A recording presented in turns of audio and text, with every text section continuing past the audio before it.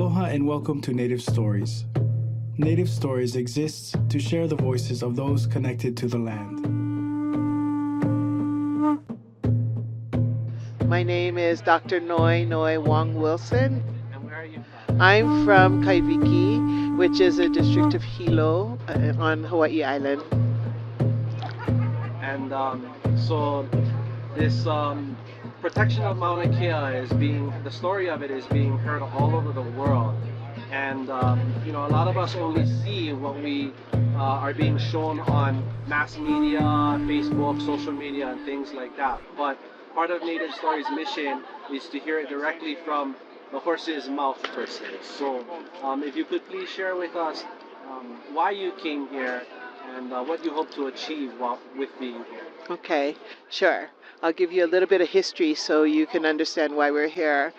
This challenge to make sure that Mauna Kea is not abused, it began 50 years ago. In 1964, I believe, the idea first came about to develop an astronomy center on the summit of Mauna Kea. And in 1968, the first astronomy center was actually built. And sometimes people think that there was no opposition to the building of the astronomy center by our kūpuna. But I remind them that the 1960s was a very, very challenging time in Hawaii for our Native Hawaiian communities. In Keaukaha, they were expanding the airport and displacing whole neighborhoods of Native Hawaiian families off of Hawaiian homelands just to build the airport. They were building sewage treatment plants for the city of Hilo in Hawaiian homelands in the middle of our Hawaiian neighborhoods. So our kupuna were busy trying to save their own home, and as a result of that, whole tracts of homes and people were displaced and moved up into another area of Hilo. So the history of that kind of heavy-handed development goes back to those days and even before. But I want to talk about Mauna Kea specifically, right? So one telescope was built in 1968 with the promise that that's all it was, just one telescope. And of course, the astronomy industry, I believe, was a fledgling industry at the time. And pretty soon there was a request for a second telescope, and eventually a third, and a fourth, and a fifth, until now there are actually 13 telescopes that exist on the mountain as it is, and in an area called the Summit region. So somewhere along the line, the university became involved in it. I believe it was in the 70s, but the University of Hawaii became the lessee. So the state gave the land, which is part of our crown lands, which takes us back to the overthrow of our kingdom, to the university, and the university entered into a scheme where they would sublease acres of land to the various institutions, which are a mix of private companies and universities from around the world, for $1 a year. And so there was no income coming in for the greater good of the Hawaiian people or the people in general of Hawaii.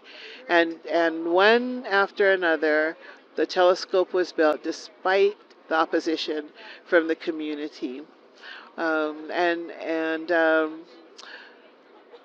result of which, and in addition to that, the whole technology of astronomy changed. So what was once a footprint of something akin to a very small house became acres of land, still called a telescope, but perhaps with what they call an array. So smaller telescope or smaller pieces that were spread out over several acres that all together, were coordinated so that they could do the same thing, look out into the far distant atmosphere. So they redefined what a telescope looked and acted like, right? Well, and then they said that was the last, right? The keks were built the community fought against it to the university, but to no avail. And the permitting process is challenging because it just feels like and looks like it's always influenced by the dollars that supposedly these telescopes bring into the community. And we know that the dollars are fairly temporary. There might be some money for construction for a short period of time, but the number of permanent jobs are minuscule compared to the value of the aina, then the land that it sits on.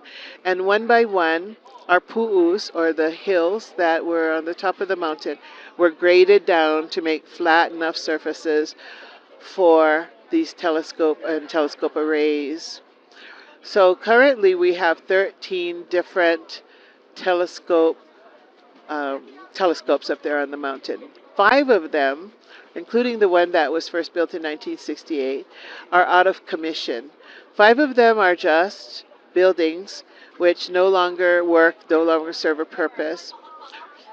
And the state is responsible now because they've let the occupants of those things, they've let them go. So now the state is responsible for coming up with the money and the engineering and doing all the studies to take them down. But what's disheartening is the university started using the decommissioning of those 5 telescopes as a bargaining chip, saying to us, well, if you let this 14th telescope be built, then we'll start to decommission the others. And it just doesn't seem like the right thing to do, right? So I'm just explaining kind of a 50-year history of challenges to our community, of people portraying this as Hawaiian culture versus scientific exploration and science. And it really isn't that at all. But they fail to understand that. For us, in our communities, it's about the aina, it's about the land, and it's about the sacredness of the land and how it relates to us as natives of this land. And that's a whole nother story. I could talk to you for another hour about that. But that's the bottom line for us. It's not about money, and you cannot equate the value of a telescope and the amount of money they might want to put into an education fund with the value of our mother, with the value of the most sacred piece of land in all of Hawaii and in all of the Pacific, because it is nearly 14,000 feet high. It's in our cosmology where Wakea, the Sky Father, meets Papa, the Earth Mother. It's that point at the summit is where that union occurs. And so we're struggling with this attempt to build the 14th. So once again, they've gone back on their word that the former telescope would be the last, and now they've got the 14th one, which has actually received all of its permits despite what we believe are really unreasonable foundation for their or legal foundation for their decisions. However, the community, who has been against this for a long time, finally said enough is enough. And that's really what happened. Enough is enough. We kind of knew this was coming 4 years ago in 2014, 2015. We were up on the Mauna, many of us, and the young people who are our leaders were up on the Mauna at the 9,000 foot level.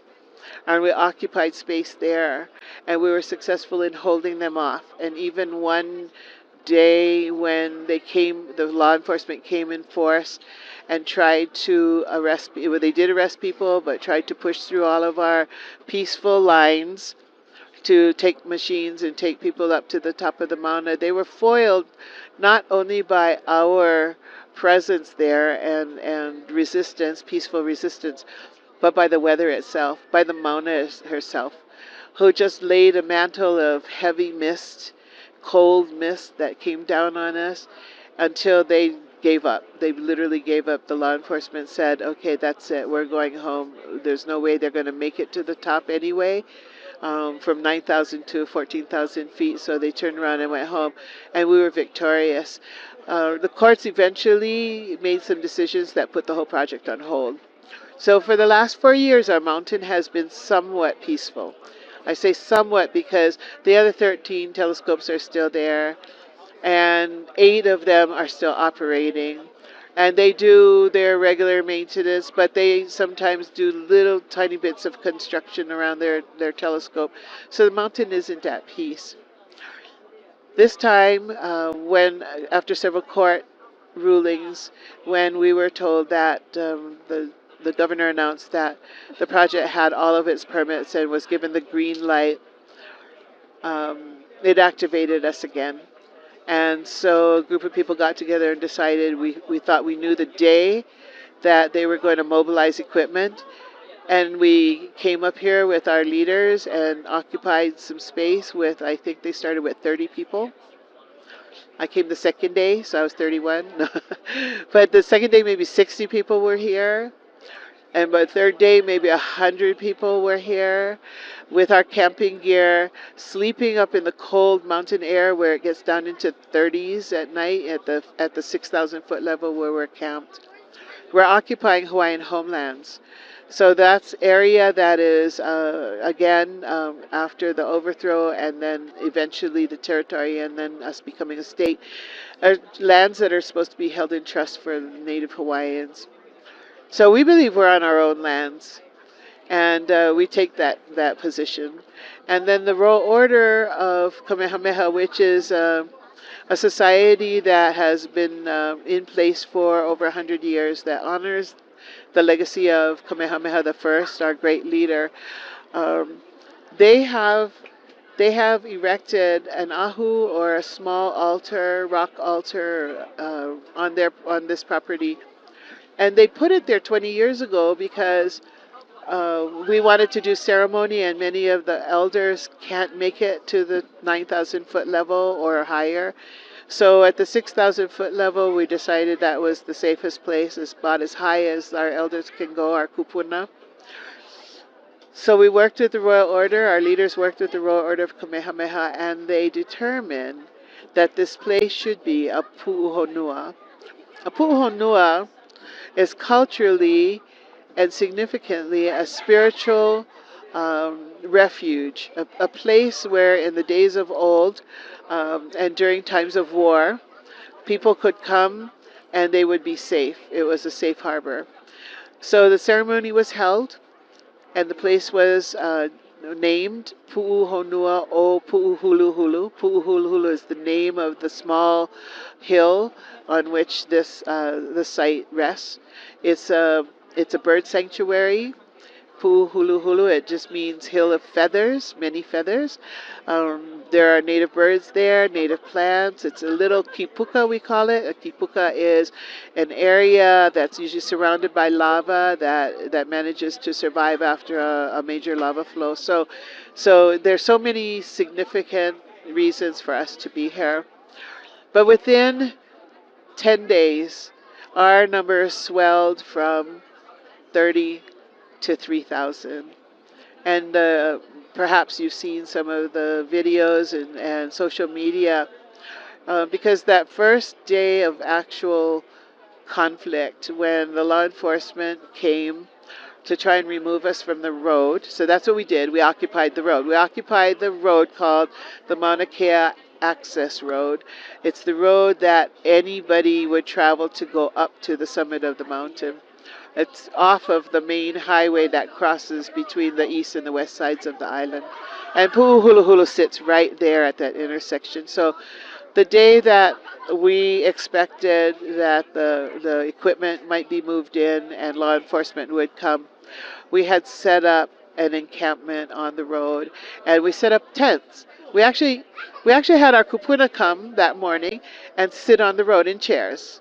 And then because there are kūpuna, and because sometimes it's rainy and sometimes it's very hot, they brought out little tents that, to just shade us. So the tents were brought out to cover the kūpuna and make us comfortable while we sat here on the road, and the tents have not been removed. So we sit here. We started that morning, in the early morning, I think there were 8 kūpuna sitting here, and we made a line of 8. And then by 10 o'clock there were 20. And then the law enforcement came, and before I knew it, I believe there were 33 kūpuna who were sitting in chairs, and another 15 who didn't get arrested, but they were sitting there on the road, and it was the most remarkable event because the whole action was done under the mantle of what we call Kapu Aloha. So Kapu Aloha is a philosophy. It comes down from our kupuna, and it dictates a way of being and acting. And that Kapu Aloha, I think most people are familiar with the word aloha. Aloha is love. It's used sometimes to say goodbye or hello, but aloha is a reciprocal action. Aloha only occurs when it's given and received. And kapu means sacred. That's one explanation of the word kapu. So that's that sacred love, which says that we embody that concept in our heart and our soul. So even when the law enforcement or the police come to arrest us, we embrace them with our love. Maybe not physically because we don't want them to mistake our hugs for aggression, but we sit, we we cry, we tell them we love them, and we don't offer an ounce of resistance. So that morning, that Wednesday morning when we were arrested, I think the date was July 15th, but every day seems the same over here. I've been here for over 2 weeks. Um, that morning when we were deciding how we were going to sit on the road, and I think the initial reaction was to have the women sit in the front row and then the men and then the kupuna in the back. And we addressed the kupuna. We said, because I'm one of the kupuna, basically said, no, we don't want our leaders to be arrested. This is the first day. This is just a skirmish. We don't want our most important people to be arrested. We want you to stand aside, to sit on the side quietly, and we will go first. And when that was and we questioned them, are you sure? Are you sure you want to do this? And the kupuna as a group said, absolutely, this is our kauoha, this is our command. So our leader, Kaho'okahi, explained that to the crowd that was gathered. We told them this is what the kupuna have requested, and we will go first. We will be the first to be arrested. Everyone else needs to sit quietly along the edges, not on the pavement, but far back enough so it's very clear that they are not blocking the road. They need to sit and be silent. And that wasn't the hardest thing for these young people to do, was to sit in silence while they watched their grandmothers and their grandfathers and their granduncles and grandaunts be arrested one by one. And we didn't resist. We didn't jump in the paddy wagon, but we didn't resist. We didn't physically resist them. And it was the most remarkable moment. I've never been arrested in my life, but I was the first wahine, the first woman that was asked to stand up, and they put the little handcuff strips on me and walked me to the vehicle.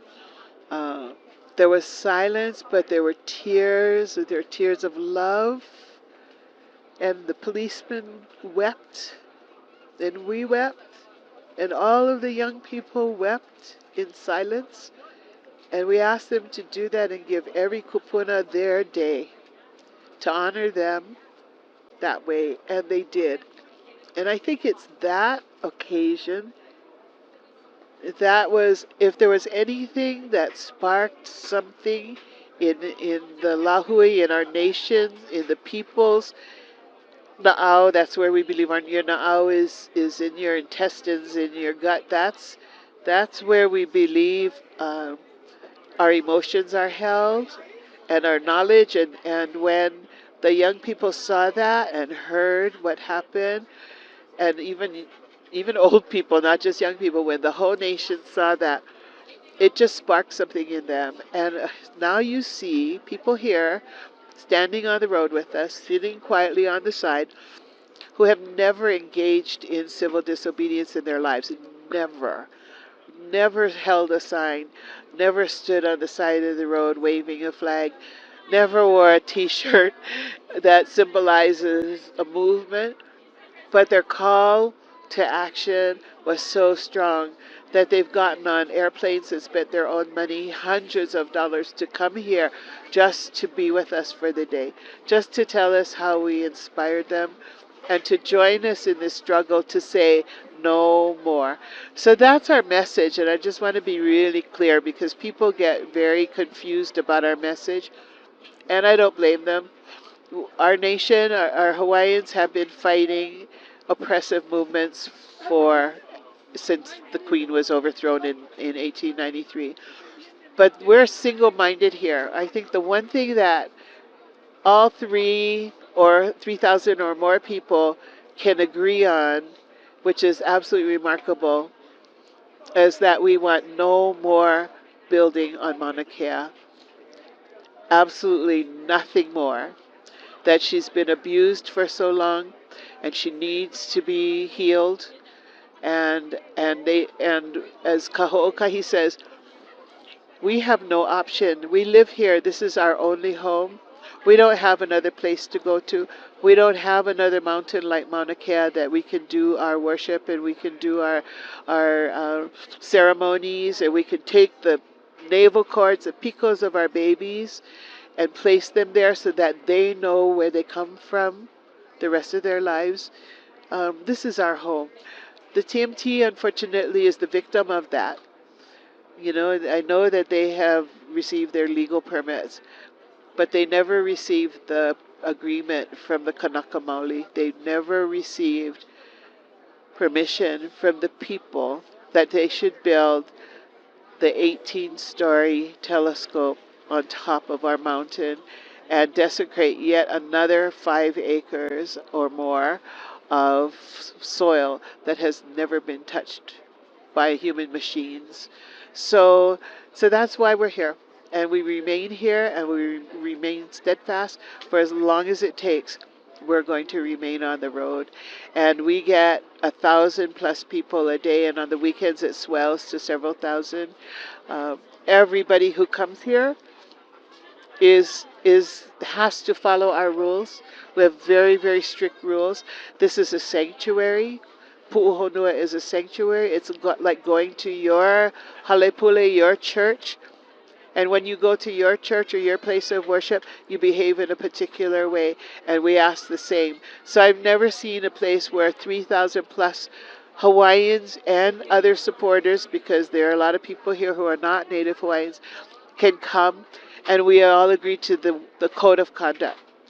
And we tell them, if you cannot abide by our code of conduct, which includes absolutely no alcohol, absolutely no illicit drugs, and no legal drugs like cigarettes, not allowed, that you pick up every little bit of rubbish or opala on the ground, whether you left it there or not, that this place remain as pristine as possible, as clean as possible, because if we're fighting for Aina on the top of the mountain, we need to be fighting for our Aina and protecting our Aina where our feet are standing. And those kinds of rules about being kind to each other, about practicing Kapu Aloha 24/7, in every instance, and then take it home with you and practice it at home. So it's not just something you do when you're within our boundaries and then you go outside and you make any kind, mischief.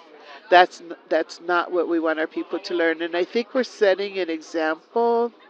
It wasn't intentional that we did this, but we're setting an example for our people throughout the Pai'aina, throughout all of our islands.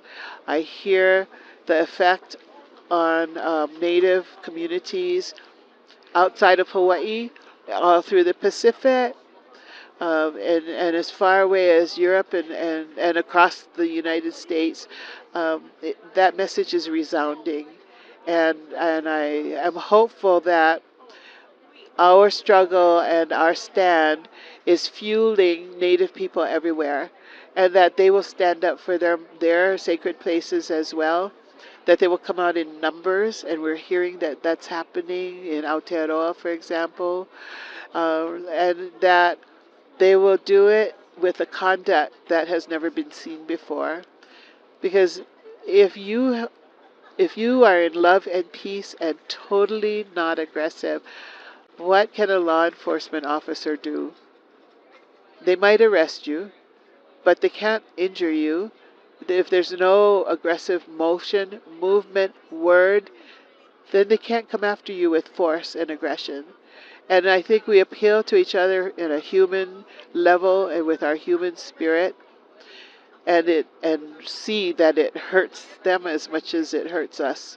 And maybe that leads to more diplomatic arrangements so that people really can understand the Native perspective, so that message can get out and it's not clouded with that rhetoric of violence and unreasonableness that usually is what's covered by the Western media. So that's what our struggle is, and we're here committed to the very end. We'll stay here for as long as it takes. And our community is supporting us. And agencies, Hawaiian agencies who have never taken strong positions on what they consider political issues, are here with us, and they're providing the kind of support. So our community on Hawaii Island drives up the Mauna every day, couple times a day, and brings enough cooked food, because we have no cooking facilities, to feed 2,000 or more people a day. Breakfast, lunch, and dinner. They provided us with supplies so that, because we're in Hawaii, we don't have cold weather supplies. You can't even buy some of this stuff in the store. So they're looking in their closets and finding warm blankets, warm jackets, hats and gloves, things that we don't normally use in Hawaii, and just making sure that we're as comfortable and as safe as we can so that we can stand here and sit here for a long time. And the kūpuna, we swell to 40 or 50 elders who come every day and sit here on the road just to make sure that our stand is strong, and our stand is our message is strong to our government officials, that we're not giving up, and we're not going to let anything more happen to our sacred Mauna. A couple questions crossed my mind, but I think you already answered them. One of them was specifically, why do you think we watch social media, we watch the police officers cry with you. Yes. Why do you think they felt that way? What moved What possessed them to be that way? Why are they police officers and not able to do their job? Well, I think that was the struggle. First of all, I don't know if it's just a tactic that I'm sorry, can you hear me better here? So you think the police? Okay, the police officers struggle with that issue. They have a job to do, and their job is to uphold the law, and they have a family to support. So they know how important that is, and we know how important it is to them. But the majority of the police officers that they sent to arrest us are Hawaiian. The fellow who is the head of the security of law enforcement, who we deal with on a daily basis to try and negotiate between agencies and ourselves, is the great-grandson of one of the greatest Hawaiian historians named Samuel Kamakau. And it tears at his heart to know what he has to do. And so, and I think it was just the saddest thing to see these police cry, because they recognize their own family sitting here in the tent. Their grandmothers, their grandaunts, their neighbors, their aunties were sitting here, and they had to arrest them. So, on behalf of that relationship with the police, they were kind and gentle with us. They wept. Some of them wept uncontrollably as they watched us being led away. It was the saddest, most tearful, and yet loving moment in my life. But they have a job to do, and we know that. And I believe that they were instructed that they had no option but to do their job. They weren't allowed to take a vacation day or call in sick or opt not to be on the squad that was assigned to this. They brought officers from several different agencies of the state and brought people in from other islands, I think in the hopes that they wouldn't know all of us personally.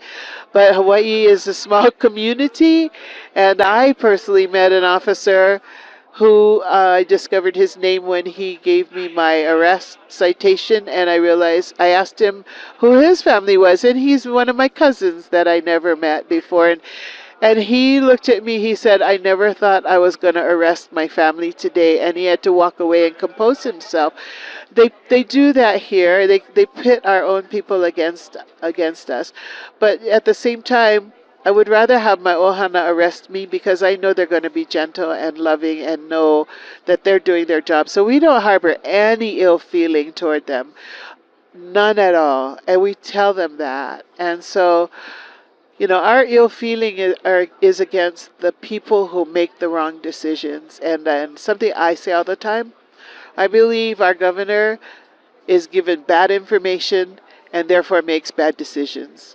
And I don't even blame him individually or personally because he actually inherited a lot of these from former administrators. But he's in the pickle right now. He's in that place, between a rock and a hard place. And he's trying to figure out a way out of it. And we want to help him by urging the TMT Corporation to go to their second option.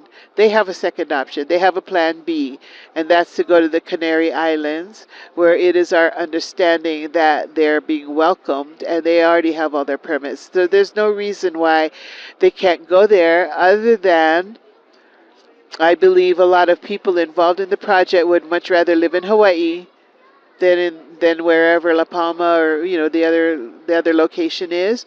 It's obviously a beautiful place to live. We all know that. That's why we live here. We're from here, and so whatever their reason, they're very hesitant and they wish they could do their science here. We have absolutely nothing against the science. So that's another myth that's often misconstrued. We Native people love science. Native understanding is based on our scientific thinking, and Western science is just kind of catching up with it right now. So we have nothing against that whole wonder of exploration and investigation and learning and scientific discovery. I believe our ancestors were the forerunners of all of that. It's simply the place. It's simply the wrong item, the wrong thing, an 18-story, huge, giant building, TMT, 30-meter telescope. So for those who need meters, need to understand meters, approximately 300 feet. Is that right? 30 meters, 90 feet. 90 feet, yep, 90 feet. That's nearly anyway, I don't want to say the wrong thing. It's big. It's bigger than anything on the mountain. It's probably bigger than all the rest of the telescopes put together that's going to go up on our mountain, and we're saying no to that. So that's all it is. It's a matter of location, location, location, and the top of Mauna Kea is the wrong location. Yeah. Thank you for listening to us on Native Stories. If you have a story you would like us to tell, or want to sponsor a future podcast, location story, or walking tour, please email us at info@nativestories.org.